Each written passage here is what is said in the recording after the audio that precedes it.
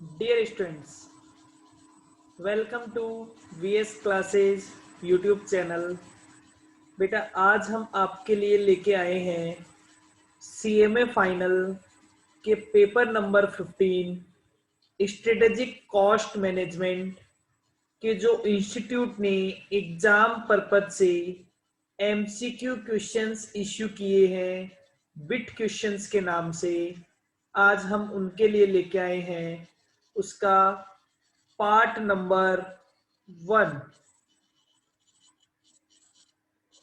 Part number 1 हमारे पास जितने भी MCQ क्वेश्चंस हैं हम आपको सारे MCQ क्वेश्चन सॉल्व करवाएंगे with the answers, with reasons, practical questions and theoretical questions. तो चलिए स्टार्ट करते हैं मेरे साथ। मैं CA विकसित। चलिए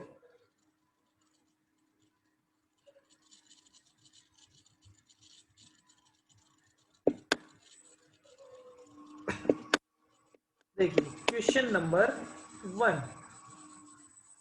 क्वेश्चन नंबर 1 आपको क्या कहता है, ध्यान से देखेंगे। Question number 1, choose the most appropriate answer to the following questions giving justification. First, which of the following is not a term normally used in value analysis? तो वैल्यू एनालिसिस में हम बेटा यूज वैल्यू को काम में लेते हैं, esteem value को काम में लेते हैं। ये दोनों वैल्यू किसके लिए होती है? जो परचेज करता है, जो परचेज करता है उसके लिए एक तो प्रोडक्ट की यूज वैल्यू होती है। हमने इसके लिए एक एग्जाम्पल की बात करते हैं बेटा, जैसे पेन है, मैं कहूं साहब एक गोल्ड प्लेटेड पेन है तो भी उसकी यूज वैल्यू तो 10 रुपए रहेगी, लेकिन gold plated that is his esteem value, luxury है साहब, लग्जरी है। और कॉस्ट वैल्यू मैन्युफैक्चरर के लिए होती है, लेकिन रीसेल वैल्यू तो एक्सचेंज वैल्यू होती है। ये वैल्यू एनालिसिस का पार्ट नहीं होता, तो आंसर हो जाएगा A option, resale value. Question number 2, which one of the following is not suitable for just in time production? Just in time बेटा जॉब कॉस्टिंग में जस्ट इन टाइम लगाया जा सकता है, प्रोसेस में लगाया जा सकता है, सर्विस कॉस्टिंग में लगाया जाता है, बट बैच कॉस्टिंग, क्योंकि बैच कहता है कि बैच कॉस्टिंग में हम सारे काम एक बैच के लिए करते हैं, जबकि जस्ट इन टाइम किसी भी स्टॉक को मेंटेन करने की बात नहीं कहता। इसका भी आंसर है आपका A option. Question number 3, question number 3 क्या कहता है? Which of the following is not a method of transfer price? Transfer price का मेथड कौन सा नहीं है? तो बेटा पहला ऑप्शन कॉस्ट प्लस प्रॉफिट, ये तो ट्रांसफर प्राइस का ऑप्शन है। मार्केट प्राइस, ये भी ट्रांसफर प्राइस है। टू पार्ट,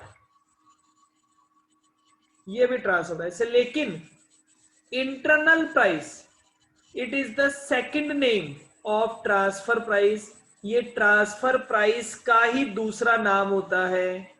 तो इसका आंसर होगा बेटा B, internal price transfer price, ये कोई मेथड नहीं होता, ये ट्रांसफर प्राइस का ही दूसरा नाम होता है। Next question is When is market skimming price appropriate? बेटा मार्केट स्कीमिंग प्राइस का मतलब क्या होता है? जब भी प्रोडक्ट इंट्रोड्यूस हो तो हाई प्राइस रखो और धीरे धीरे प्राइस को लो कर दो ग्रेजुअली। तो इसके लिए क्या होना चाहिए बेटा आपका प्रोडक्ट न्यू होना चाहिए और एकदम डिफरेंट होना चाहिए, तो आपको कोई हाई प्राइस देने के लिए तैयार होगा। Answer is B, product is new and different. Question number 5, which of the following is a recognized method of arriving at the selling price for the product of a business? किसी भी business की selling price निकालने के लिए तो बेटा life cycle, product कितने time तक चलेगा, बिल्कुल उससे सेलिंग प्राइस डिसाइड होती है। स्कीमिंग प्राइस हमने अभी अभी बात की थी कि अगर प्रोडक्ट नया है और डिफरेंट है तो आप पहले प्राइस ज्यादा रख सकते हो। पेनिट्रेशन, जब प्रोडक्ट बहुत सारे लोग बेच रहे हो तो आप लोअर प्राइसेस पे जाते हो, लेकिन टारगेट कॉस्टिंग आपका सेलिंग प्राइस डिसाइड करने में हेल्प नहीं करता है। तो ऑप्शन हो जाएगा ए भी है, बी भी है और सी भी है। Answer is B, right answer. A B C तीनों सेलिंग प्राइस डिसाइड करने में हेल्प करते हैं। Question number 6, question number 6 practical question है बेटा। प्रैक्टिकल क्वेश्चन आते ही बड़ा मजा आता है। A company has estimated the selling price and variable cost of one of its product as follows। देखिए साहब, सेलिंग प्राइस है 40, 50 और 60। 40, 50 और 60 होने की प्रोबेबिलिटी कितनी है? 0.30, 0.45 और 0.25। वेरिएबल कॉस्ट 20, 30 और 40 और इनकी प्रोबेबिलिटी कितनी है? 0.55, 0.25, 0.20। कंपनी की यूनिट्स, कंपनी की सेल कितनी है बेटा? कंपनी की सेल होने वाली है 1000 यूनिट। कंपनी की सेल होने वाली है 1000 यूनिट और वो क्या चाहती है कि जो उसका कंट्रीब्यूशन आए वो 20,000 से एक्सीड होना चाहिए। Selling price and variable cost are independent to each other, वो दोनों से इंडिपेंडेंट है। तो साहब 20,000 रुपीस का कंट्रीब्यूशन चाहिए, इसके लिए 20 रुपीज प्लस, मतलब 20 से ज्यादा होना चाहिए कंट्रीब्यूशन पर यूनिट। ठीक है साहब, 20 से ज्यादा कब होगा? अगर सेलिंग प्राइस 40 है तो क्या वेरिएबल कॉस्ट 20 से कम है? नहीं। तो पहला ऑप्शन, सेलिंग प्राइस 50 हो और वेरिएबल कॉस्ट 20 हो तो कंट्रीब्यूशन हो जाएगा 30। दूसरा ऑप्शन, सेलिंग प्राइस 60 हो और वेरिएबल कॉस्ट 20 हो तो कंट्रीब्यूशन हो जाएगा 40। तीसरा ऑप्शन, सेलिंग प्राइस 60 हो और वेरिएबल कॉस्ट हो जाए 30। तो ये तीन ऑप्शन फेवरेबल सिचुएशन वाले हैं, तो मैं तीनों की प्रोबेबिलिटी लिख देता हूं। प्रोबेबिलिटी कितनी है पहला ऑप्शन होने की? सेलिंग प्राइस 50 होने की प्रोबेबिलिटी है 0.45। सेलिंग प्राइस 60 होने की प्रोबेबिलिटी है 0.25। 0.25 मल्टीप्लाइड बाय, मल्टीप्लाई कर दीजिए, सेलिंग वेरिएबल कॉस्ट 20 होने की probability 0.55, 0.55 and this is 0.25। Solve कर लीजिए, जो टोटल आंसर आएगा, टोटल आंसर कितना आता है? टोटल आंसर आ जाएगा बेटा 44.75, that is 44.75 75। तो आंसर हमारी एग्जाम के लिए आंसर हो जाएगा सी ऑप्शन 45%। ठीक है बेटा। देखो इन्होंने कहा था इंडिपेंडेंट है, मतलब आपका पर्पज कब सोल्व होता है, जब आपका कंट्रीब्यूशन 20 से ज्यादा है। तो ये तीन ही केस है जिसमें आपका कंट्रीब्यूशन 20 से ज्यादा आता है। क्लियर। तो ये आपका आंसर हो जाएगा। Question number 7। क्वेश्चन नंबर 7 क्या कहता है, a organisation is considering the cost to be incurred, cost to be incurred. एक ऑर्गेनाइजेशन क्या सोच रहा है, एक ऑर्गेनाइजेशन सोच रहा है कि साहब cost to be incurred for a special order. The order would require 1 to 5 kg of material D. This is a material that is readily available and regularly used by the organization on its normal product. There are 265 kg stock में है। तो बेटा जब भी कोई regular product होता है तो उसके लिए रेलिवेंट कॉस्ट क्या होती है, दैट इज रेलिवेंट कॉस्ट होती है current market price. 265 KG stock में है तो 3.24 कितना बैलेंस रह गया, 1250 माइनस 265 कितना आ जाएगा, 985 मल्टीप्लाइड बाय 3.24, दोनों का टोटल लगा दीजिए, जो वैल्यू आएगी वैल्यू इज 4050। तो योर राइट आंसर इज 4050, क्योंकि जो स्टॉक में है और जो हमें स्टॉक में नहीं है वो तो मार्केट से खरीदना ही खरीदना पड़ेगा। जो स्टॉक में है वो रेगुलर यूज वाला है, इसलिए इस पे करंट मार्केट प्राइस लग जाएगा। आंसर हो जाएगा 4050। Right answer is B. आगे बढ़ते हैं बेटा। Question number 8। क्वेश्चन नंबर 8 आपको क्या कह रहा है, क्वेश्चन नंबर 8 आपको कह रहा है कि adder halt uses activity based costing to allocate its overhead. The budgeted cost expected for the supervisor cost pool was, budgeted unit थी 5000, number of employees 75, budgeted cost 7500, actual unit, actual employee, actual cost, total cost variance। तो बेटा total cost variance, मुझे तो cost variance में एक ही बात पता है, standard cost minus actual cost.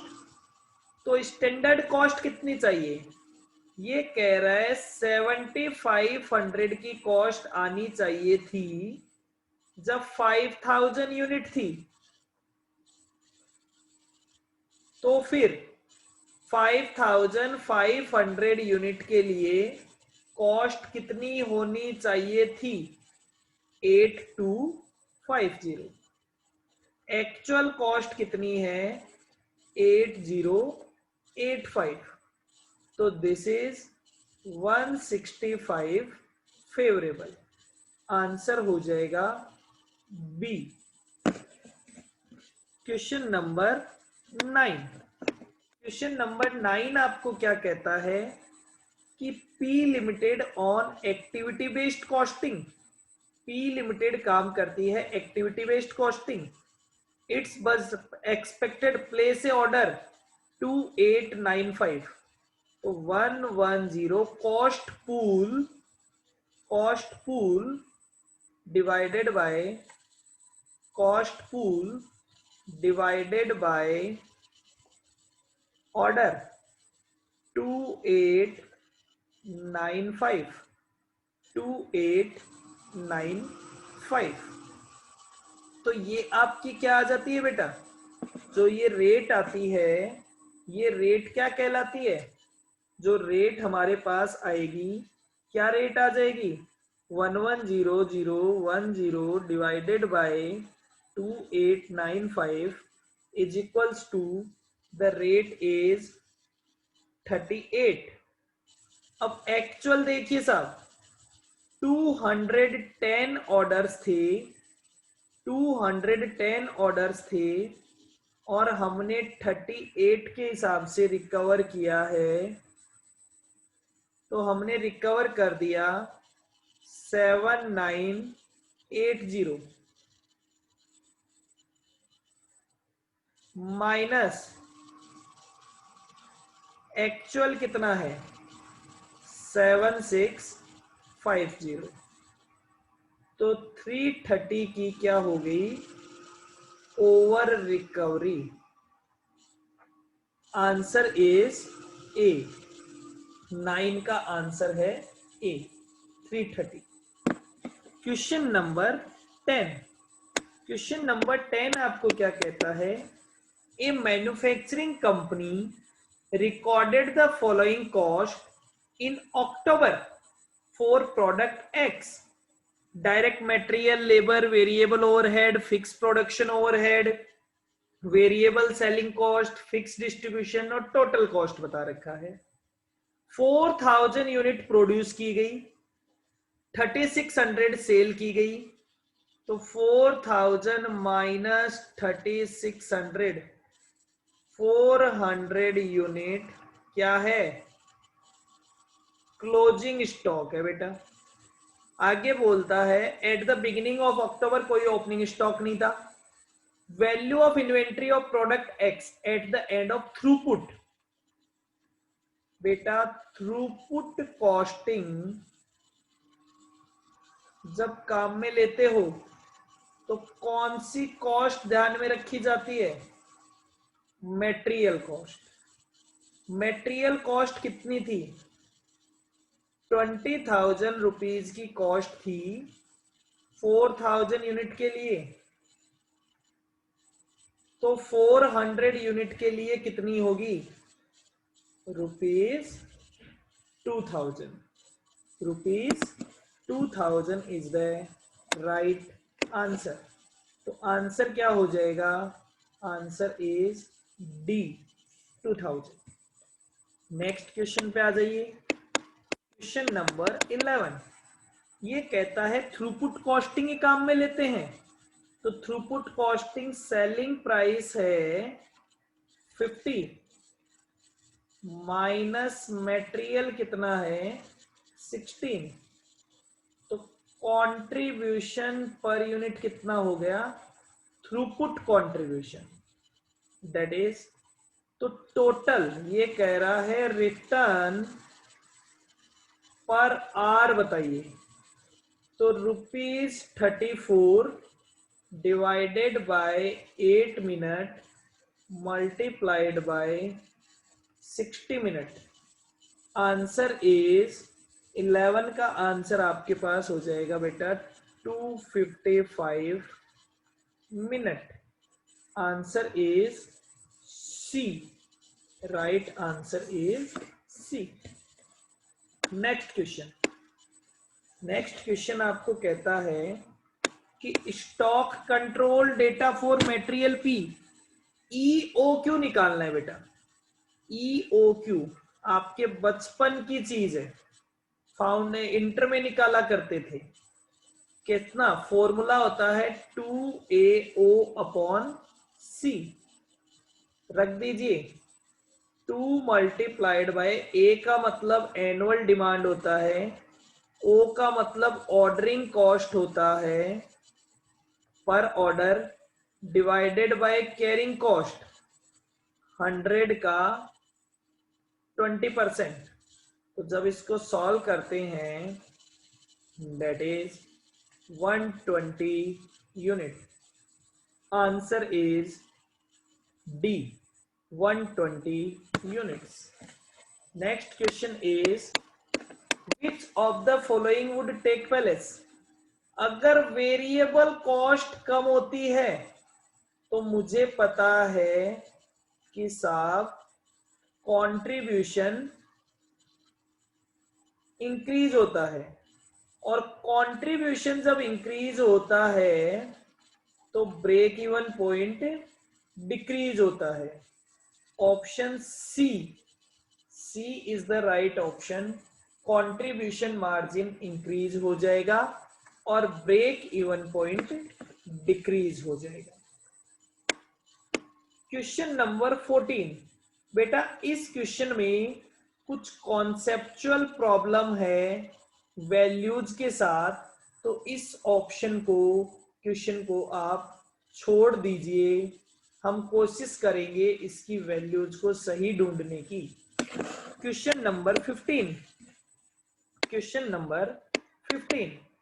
A company makes a single product which it sells at ₹10 per unit। चलिए बेटा ये क्या कह रहे हैं, सेलिंग प्राइस कितना है 10 रुपए। आगे बोल रहे हैं फिक्स कॉस्ट कितना है, फिक्स कॉस्ट बता रखा है 48,000 per month.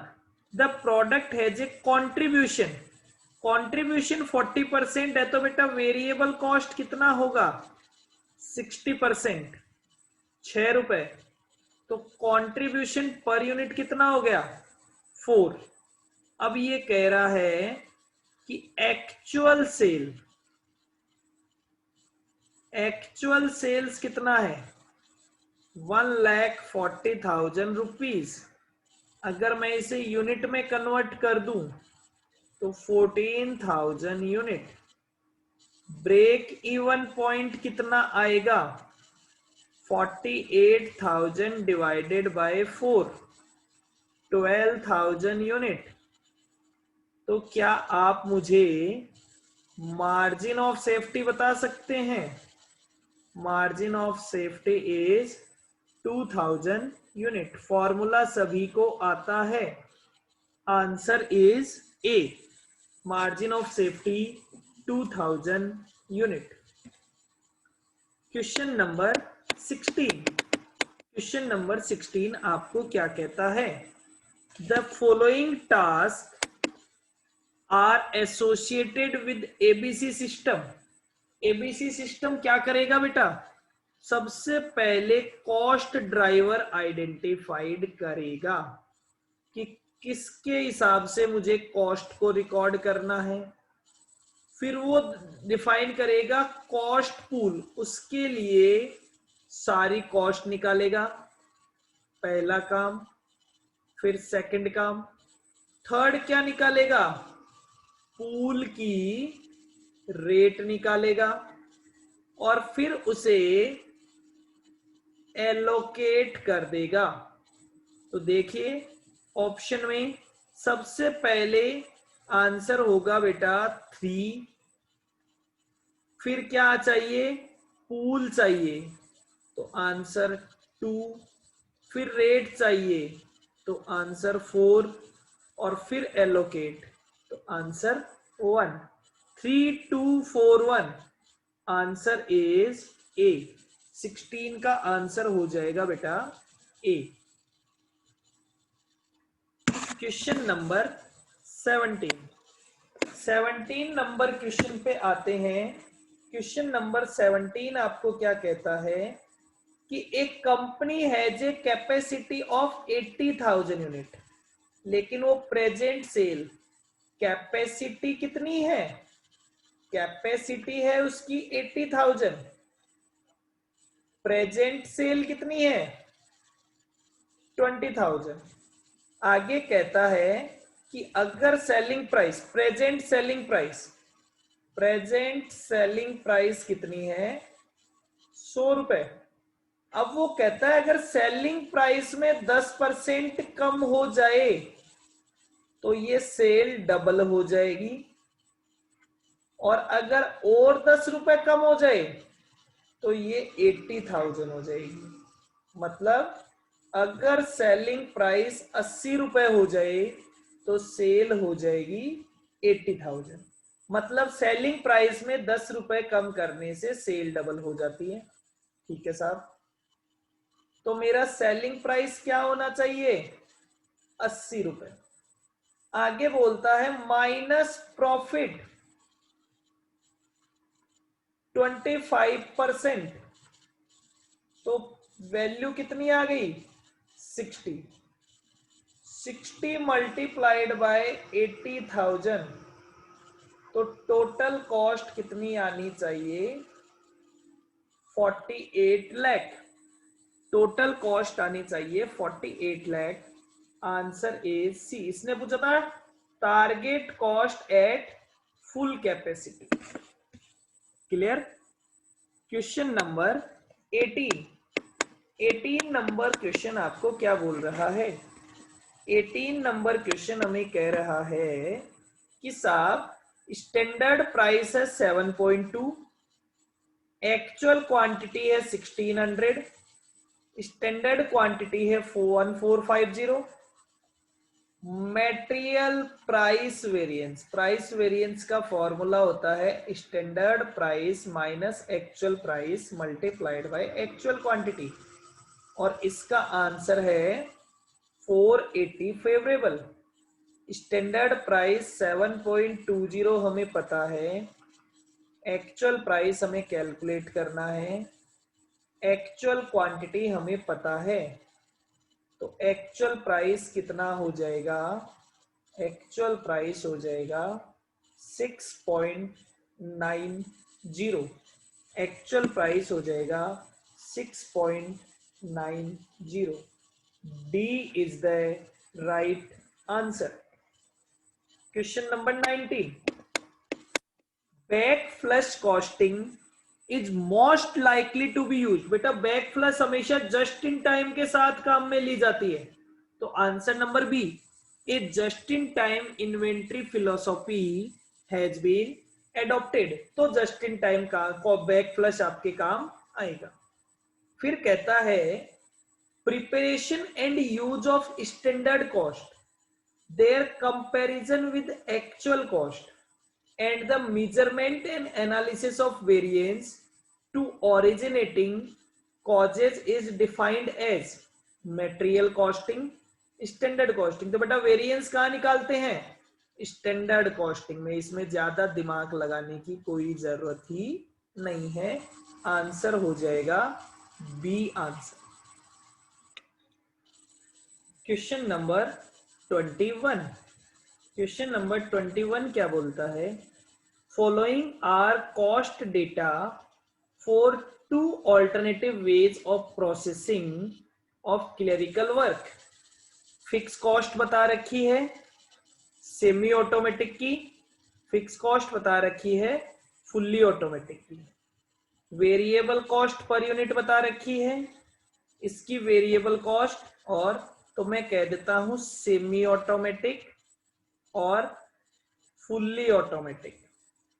Fix cost total करके बता देंगे 15,000 प्लस 5,000 प्लस 15,000, दैट इज 45,000, और इट इज 1,25,000। वेरिएबल कॉस्ट कितनी है? 140 और 40।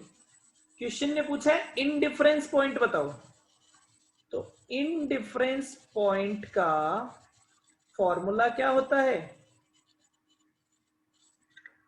Difference in fix cost divided by difference in variable cost per unit. तो आंसर हो गया 1,25,000 minus 45,000 divided by 140 minus 40। Answer is 800। तो आंसर हो जाएगा बेटा A option 800 cases. Next question is question number 22। 22 क्या बोलता है आपको? वे budgeted overhead, budgeted fixed overhead, budgeted fixed overhead कितना था 6000। फिर कह रहा है actual fixed overhead, actual fixed overhead कितना है 6100। हमें क्या निकालना है रिकवर्ड फिक्स्ड ओवरहेड। तो रिकवर्ड कितना बेटा, हमने कहा बजटेड आवर्स कितने थे, बजटेड आवर्स थे 2000। रिकवरी रेट कितनी हो गई, रिकवरी रेट हो गई साहब, ये थे 6000 तो रिकवरी रेट हो गई 3। यही रिकवरी रेट हम यहां पे लिखेंगे और एक्चुअल आवर्स कितने हो गए 2100 तो रिकवर्ड हो गया 6300। Fixed overhead cost variance formula होता है RFO minus AFO। 6300 minus 6100 that is 200 favorable, that is 200 favorable। तो हमारे लिए वैल्यू क्या हो जाएगी 200 फेवरेबल। ये तो हो गया फिक्स्ड ओवरहेड। अब बात करते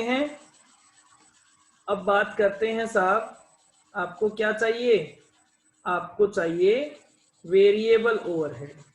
तो वेरिएबल ओवरहेड तो बड़ा इजी काम है, standard cost minus actual cost. Actual cost आपको पता है, एक्चुअल कॉस्ट कितनी है 4300। स्टैंडर्ड कॉस्ट तो बोले 4000 लगनी चाहिए थी 2000 में, तो 2100 में कितनी 4200। Answer is 100 advance. तो देख लो वेरिएबल ओवरहेड पहले बोला है तो 100 एडवर्स और 200 favourable. Answer is C. Question number 23 number question आपको क्या कहता है, थोड़ा सा मेरे साथ देखेंगे। चलिए, ये कहता है साहब कि सेलिंग प्राइस कितनी है 80, वेरिएबल कॉस्ट कितना है 32, तो कंट्रीब्यूशन पर यूनिट कितना है 48। ठीक है साहब। फिक्स कॉस्ट कितना है, फिक्स कॉस्ट है 11,52,000। तो तो आपका बेटा ब्रेक इवन पॉइंट कितना होगा 11,52,000 divided by 48 that is 24,000 unit. अब आपसे पूछा क्या है क्वेश्चन में, हमसे बेटा क्वेश्चन में पूछा है, क्वेश्चन में जो आपसे पूछा है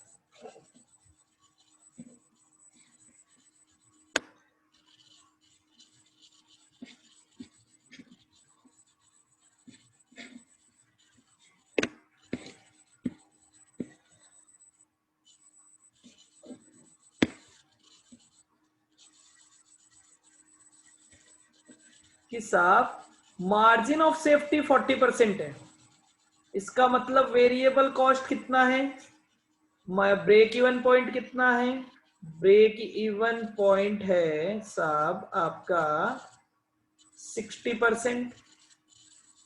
तो टोटल सेल्स कितनी होगी, तो साहब 24,000 अगर 60% है तो टोटल हो जाएगा 40,000 units. Answer is B. 23rd का राइट आंसर होगा B option. Question number 24 number question क्या कहता है, the PV ratio of firm dealing in electrical equipments, PV ratio है 50%। पीवी रेशियो 50% होने का मतलब contribution rate 50%। Margin of safety कितना है? मार्जिन ऑफ सेफ्टी है 40%। अब अगर बेटा मार्जिन ऑफ सेफ्टी अभी जैसा आया था, अगर वो 40% है तो ब्रेक इवन पॉइंट कितना है? अगर मार्जिन ऑफ सेफ्टी 40% है तो ब्रेक इवन पॉइंट है 60%। तो ये कहता है कि ब्रेक इवन पॉइंट, अगर सेल 50 लाख है तो ब्रेक इवन पॉइंट कितना होगा? 60%, दैट इज 30 लाख। तो आंसर हो जाएगा सी, 30 लाख। क्वेश्चन नंबर 25, बहुत अच्छा क्वेश्चन है, ध्यान से देखिएगा। क्वेश्चन क्या कहता है? ABC limited has current profit before interest and tax, साहब पीबीआईटी, पीबीआईटी कितना है? पीबीआईटी है 19,20,000। टोटल असेट है 96 लाख। अब ये बोल रहे हैं कंपनी ने अपनी असेट बढ़ा दी, कितने से? 24 लाख से। तो कंपनी की असेट कितनी होगी? 120 लाख। प्लस उनकी इनकम में कितना इंक्रीज हो गया?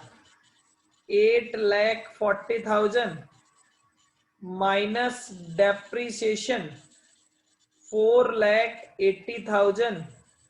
तो उनकी नई पीबीआईटी क्या हो जाएगी? न्यू पीबीआईटी हो जाएगी 22,80,000, 22,80,000, सॉरी 22,80,000, बिल्कुल 22,80,000। अब ये कहता है बेटा कि आप हमें क्या कैलकुलेट करके बताइए? आप हमें ये बताइए कि जो पहले रिटर्न ऑन इन्वेस्टमेंट था, पहले रिटर्न ऑन इन्वेस्टमेंट कितना था? 19.20 डिवाइडेड बाय 96 मल्टीप्लाइड बाय 100। पहले था 20%, अब कितना हो गया? 22.80 divided by 120 multiplied by 100, that is 19%। तो 1% से क्या हो गया? 1% से डिक्रीज हो जाएगा।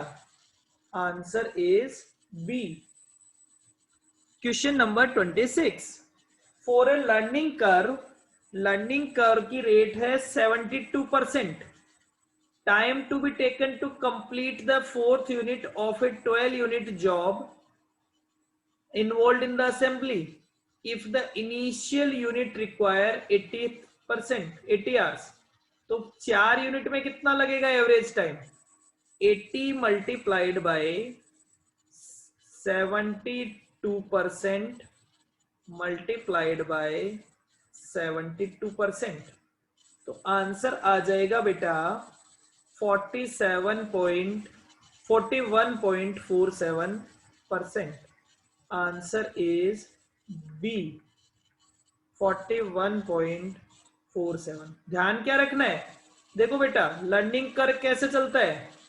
1 से 2, 2 से 4, तो फिर 80 था फर्स्ट यूनिट के लिए, ये हो गया 2 के लिए और ये हो गया 4 के लिए। तो इसका आंसर हो गया 41.72। क्वेश्चन नंबर 27, क्वेश्चन नंबर 27 हमें क्या कह रहा है? A marketing department of an organisation estimate that 40,000 mixtures बेचे जाते हैं और सेलिंग प्राइस क्या है? बेटा इसका सेलिंग प्राइस बता रखा है क्वेश्चन नंबर 27, सेलिंग प्राइस हमें बताया है 60 और वो कह रहा है मेरा इन्वेस्टमेंट कितने का है? इन्वेस्टमेंट है 40 लाख का। रिटर्न कितना चाहिए? 15%, मतलब 6 लाख का रिटर्न चाहिए। कितनी यूनिट से? 40,000 यूनिट से। तो एक यूनिट में कितना रिटर्न चाहिए? 15 रुपीज का। तो माइनस रिटर्न 15, तो टारगेट कॉस्ट कितनी हो जाएगी? 45। Answer is C, 45। Question number 28। Question number 28 क्या कहता है कि when you wait until the manufacture of a product has been completed, आप कब वेट करते हैं? तो हमें पता है बेटा, बैक फ्लश हमने पढ़ा है। जब भी हम बैक फ्लश अकाउंटिंग करते हैं तो वो क्या कहता है? बैक फ्लश अकाउंटिंग आपको कहता है कि जब तक काम पूरा ना हो जाए तब तक वेट करो और उसके बाद में अपनी अकाउंटिंग करना। तो आंसर नंबर बी 28 का आंसर होगा B, back flush. Question number 25, match the following. बेटा मैं आपको केवल आंसर बता रहा हूं। डॉक्टर डेमिंग बिलीव्स, तो ए का आंसर होगा 2, to prevent the defect. Doctor Deming ने बिलीव किया था, वो कहते हैं कि आपको डिफेक्ट को प्रिवेंट करना चाहिए। इशिवाका डेवलपमेंट, इशिवाका डेवलपमेंट आपको क्या कहता है? वो कहता है साहब cause and effect diagram, cause and effect diagram. Type of variation is due to, type of variation is due to first. अब बेटा इसमें देखो, आपको कुछ चीजें भी आ जाती है ना तो आपका क्वेश्चन बहुत इजी है। और लास्ट ये वैसे सबसे इजी क्वेश्चन होता है, अगर हमें दो ऑप्शन भी आते हैं तो दो ऑटोमेटिकली मिल जाते हैं। लास्ट इज 4, तो answer is A2, B3, C1, D4। Answer is C. Last question आज का हमारा फर्स्ट पार्ट का लास्ट क्वेश्चन, क्वेश्चन नंबर 1 से 30 तक करेंगे हम। फर्स्ट पार्ट का लास्ट क्वेश्चन आपको क्या कहता है कि साहब आप यूज करते हो बैच कॉस्टिंग, तो आपकी बजटेड कॉस्ट कितनी थी? आपकी बजटेड कॉस्ट थी 2000। बजटेड यूनिट कितनी थी? बजटेड यूनिट थी 10,000। बैच की यूनिट कितनी थी? बैच की यूनिट थी 1000। तो नंबर ऑफ बैच कितने हैं? नंबर ऑफ बैच हो जाएंगे 10। 2000 divided by 10, that is 2000 unit, sorry batch की रेट हो जाएगी। Answer is B. क्लियर? तो ये हमारा पार्ट 1 था बेटा। आप हमें, होप आप सभी को सारे क्वेश्चन समझ में आए होंगे। बहुत सारे प्रैक्टिकल क्वेश्चंस हैं, तो आप सभी हमें बताएंगे आपको ये पार्ट कैसा लगा। उसके बाद हम आपके लिए, आप हमें कमेंट करें और बताएं कि आपको ये पार्ट कैसा लगा। हम आपके लिए मोर वीडियोस लेके आते हैं। ठीक है, चलिए सर सब्सक्राइब कीजिए VS classes CMA YouTube channel. Thank you.